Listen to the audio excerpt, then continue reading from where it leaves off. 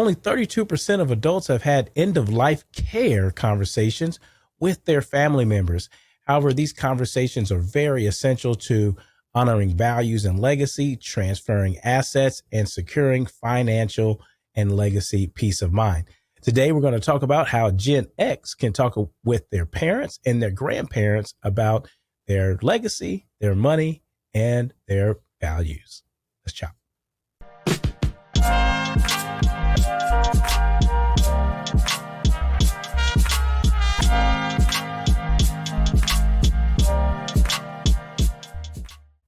More interesting facts. Families that talk about money early are 45% more likely to carry out their documents. Hi, I'm Dr. Preston Cherry, founder and CEO of Concurrent Wealth Management, where we help you align your life and money to help you achieve and live your wealth your way. And if you like what you see, hear, and feel on the show, like and subscribe and share with your family, friends, and colleagues so you don't miss an episode. All right, so let's chop about how Gen X can talk to their parents and grandparents about their legacy and care and finances. Sometimes these conversations are tough, but they're very necessary in order to carry out the wishes of the folks that we're caring for. I'm Gen X as well.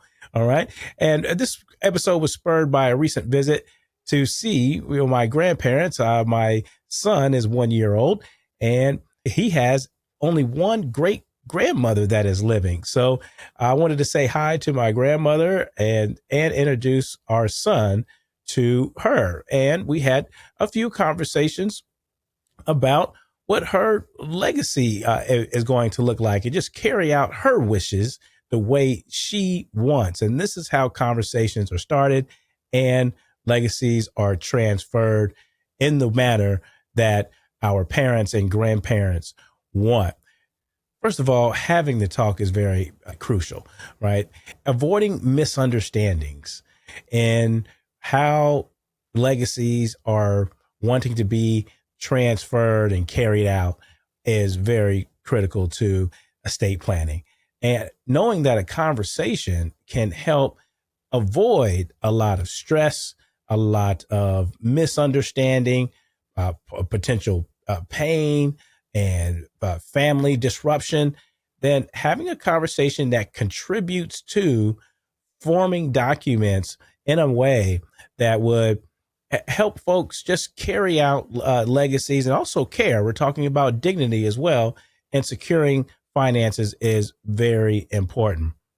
Many people ask me, well, how do you go about having conversations? Well, first of all, you have to normalize the conversation. I would share with your parents and grandparents some sort of story that you are going through with your finances and your wishes. So that opens up the door to having the conversation. Something like, I was recently looking at my finances, and me and my spouse, right? Me and my wife, me and my husband, we're talking about how we want our estate planning to be carried out. Have you thought about yours? And how do you want yours to be carried out, right? And allow them to express themselves. So you've opened up the door for a conversation for them to share. Now, I know folks will say some folks in the older generation are very private in nature. All right. That said, there's some statistics out there that says elderly folks are not listening to social media. And that's not true at all. I mean, my dad and my mother and my grandparents, they all have Facebook pages and they're on IG and everything like that. So we can't assume that they're very closed door when it comes to their legacy, care, and finances. Also, as time progresses, you'll find that your elderly family members will open up because, time is of the essence. And folks do care about control and also how their legacy is going to be carried out and how they want to be cared for, right? And the more and more time becomes of the essence, right? These conversations will help facilitate the information that's necessary in order to go in the documents. Also, too, remind yourself that that one opening the door may not constitute in a conversation. You're going to have to knock on the door a few times, perhaps, and be welcoming and have compassion, be authentic with your approach multiple times when the time is right. And then folks become more warmed up to a conversation. Also, checking in language helps with a conversation. Just check in with them. You're talking with them on the telephone, checking in just how life is. I mean, so in your regular dialogue, go about that the same way. All right, talk about how life is going, the grandchildren, right? Just your life updates, all of that, and then also say, you know what, the last time we spoke, you mentioned one of your finance areas, right? And how is that going? How is your Social Security? Is it arriving on time? How's your investment accounts treating you and your service providers? How is that going? You mentioned that last time. I just wanted to see an update on that. And then carrying on about, have you thought about how you want to be cared for, or with your your finances being transferred and the like? Have you thought about that anymore? So these are checking in languages, right? And you can see your tone is not condescending. You're not being nosy, and you are reminding them, or checking in and bringing back up what they may have expressed to you directly or indirectly. Be reminded that elderly folks, sometimes they're not going to talk to you directly. They're going to hint a subject matter at you, and you're going to have to pick up on the language and then reintroduce yourself. Now, we had a whole show about wills and trusts, so you may want to check that out. But a couple of documents that are going to help you, and after you receive information from your conversations, and then your parents and grandparents start establishing their wills and trusts, is a healthcare proxy.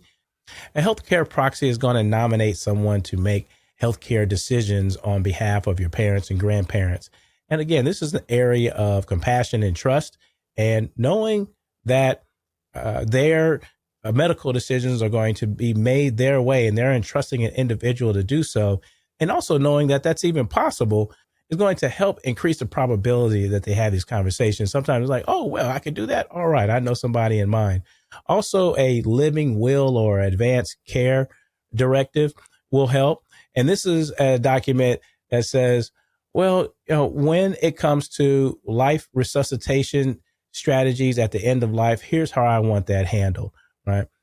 And knowing that at the end of life, and they may not be able to speak to themselves, or the doctors are asking questions, and knowing that their end of life care is going to be carried out in their way. Again, this is a way of confidence that increases in themselves, and it says, you know what, let's get that done.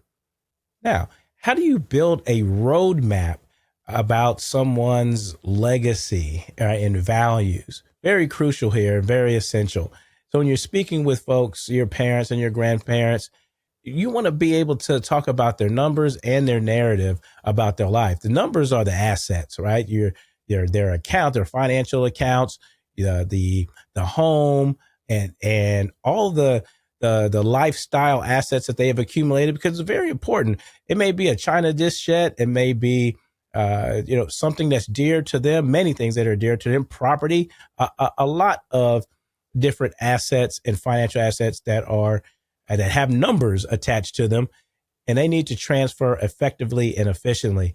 We have a couple of episodes about estate planning. We'll have more in the future, but you want to look back at a couple of those, and we talk about the effective and efficient transfer of assets, far as any asset that has a number or value to it, and a beneficiary space that could be designated by the titling of an asset, and also the beneficiary spaces of an asset, right? So those are very critical to fill out. Now, when it comes back to the narrative aspect of having conversations with your parents or grandparents, this is very important. So you got numbers and narrative. What do we mean by narrative? Now, there are a couple of documents that will help facilitate the transfer of assets and care of life, and really just help guide the family members in order to carry out a legacy efficiently. Again, having the conversation is very important. So even bringing up this topic will help your parents and grandparents say, oh, I can do that. Again, this is a reoccurring theme. And they may even know that they could do that. Perhaps they have heard their friends talk about some of these documents or strategies, or they just may be talking about it with their friends. It's like, you know what, I did this too. So you bringing it up will help trigger the memory and the topic, and they'll be like, oh, I've been meaning to talk about that, or can you talk with me further, right? And one of them is a legacy letter. Legacy letters are about, right, legacy and values. These letters are non-binding letters to a will or trust, but they do specifically say how much that a parent or grandparent values these life lessons they want to pass on, how important the stories amongst family are, also just what type of wisdom they want to pass along, and really hone in on what's important to them, what type of value systems that they want to see in the transfer of their estate, right? And these are the intangible stories that they want to be able to know with confidence that they will see carried on in their legacy. So it's almost a love letter. Again, this is a legacy letter. And I've seen these letters a lot in estate planning, and they help, right, with those misunderstandings, or even, overstandings, if you want to flip the term around, which is, what do they mean, right? It's in the document for sure, your official document, your will or your trust, or both, right? That said, if there's any ambiguity, or do we know what they meant by that, right? Then you can have this legacy letter that will help. It's phenomenal, y'all. It's almost someone is speaking to you. All right. Also, too, a letter of instruction is very key. It gives instructions to where documents are located. Your digital assets. There's so many passwords now. Where are those? Where are the essential documents? Are they at the bank? Are they in the closet, in the safe? All right. So it's giving folks instruction to working as a guidebook or a playbook to find essential information to carry on, not only assets and legacy, but also dignity of care. Where are these documents that will help facilitate these areas of end of life? And speaking of long-term care services and support, 65% of folks will need some sort of long-term care support and services in their life. And when we're talking about this, we're talking about dignity, y'all. And folks want to know that they're going to be cared for with dignity the way they want at their end of life. Again, having the conversation here is going to kick off all of that. We're going to have an episode dedicated strictly to long-term care, how to go about insuring it and self-insuring it, and what type of services that are available in the long-term care paradigm a little later. This segment is about the conversation in of itself. And when you know how folks want to live through the conversation, folks get more and more confident in sharing that information because they're ensured that they're going to be cared for. Who's going to care for an individual? How, what, when, where? All of these questions is about, again, narrative and dialogue. And then you work that information into the documents and coverage that's necessary. This is where you can ask specific questions in your conversation. Elderly folks, they like to get right to the very direct, right? Parents or grandparents. And if you see them walking around the house, doing an activity, and we talk about parents and grandparents, we're talking about anywhere from 60s all the way up to, 90s, right? So you want to have a conversation at any of these type of events that open the door. For example, if you're speaking with, say, your grandparent, and they're walking around the house, right? And they may be walking with, a cane or whatever it may be, or hell, they may be exercising, right? All right. And the topic broaches itself. It says, okay, well, in 5, 10, 15 years, if an event like this presents itself, how would you like to be cared for? Right? What are your wishes? So be direct with your question, right? And you remember your tone and how you asked it in a compassionate way, All right. Live in the moment. Well, they'll be like, I'm glad you asked that. If this particular event occurs or this condition occurs, right, or the situation occurs, this is how I want it handled, right? And good. You've had that conversation. Again, that information can make its way into the document. And lastly, I'll say specifically with, how to ask about long-term care support and services, we're going to have a, my ideal care worksheet for you. So jump over to the website, check that out. It's a free download and it helped with some guidelines in order to help you with these conversations. All right. That's what we got for you when we talk about finances, values, and legacies. We want to have the conversations with our parents and grandparents in a way to help encourage sharing information. And they want to be ensured that they have control and dignity over their lives and finances in a way that they're saying, I'm gonna be okay, when I transition. All right.